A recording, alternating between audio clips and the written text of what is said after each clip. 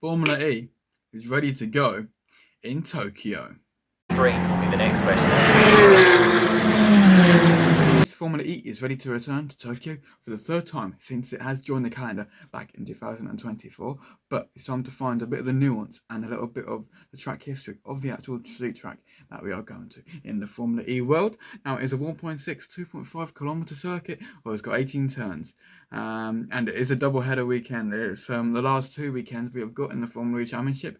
It is Japan in Tokyo and England with London, but both of the weekends are double headers as well, so they're massive points, which means that it could swing on an instant like this, and yeah, anything can happen pretty much.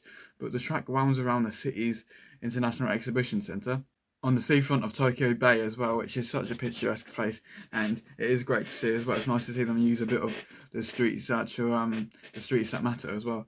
And yeah, as we look at the last year, what happened, it was Ollie Rowland that is on pole last year with a 1 minute 32.525 in the Nissan car.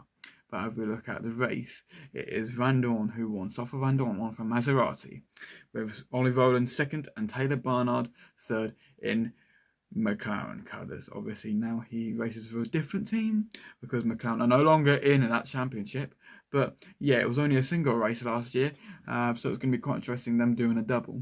But like I say, the points are going to be on an absolute premium this year, just because of the fact of, well, it's the last 4 rounds and it's like back-to-back almost kind of thing, because it is double headers, like I've mentioned. So it's got to matter now. It's now or never pretty much for any of the guys who aren't in the first really, in terms of the points, or even thinking, well, I might have a shot, but only if this kind of happens.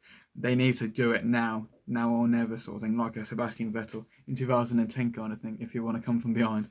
But let's have a look at the point standings going into the championship and the race this weekend.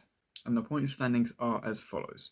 It is Pascal Wehrlein in the top points standings on the minute, or 141 points in the Porsche car. And Mitch Evans second in the Jaguar, 132. So he's 9 back. So it's very close. And it is Ollie Rowland, the reigning champion, the reigning world champion as well, number 1 on the Nissan car. It is him with 114 points. So he's a bit out of it, but there is always every sort of potential for him to still get it. And he is in Nissan's home as well now. So he's got to really make it matter as well. But you have to bear in mind they do use the same scoring as Formula 1 does, where it's 25, 18, 15, all that sort of thing, stuff under 10. So it will be quite fascinating, and like I say, there's still 100 points available, so we never know what's going to happen with that, and it is going to be really good just to see them race at it, not just here but in London too.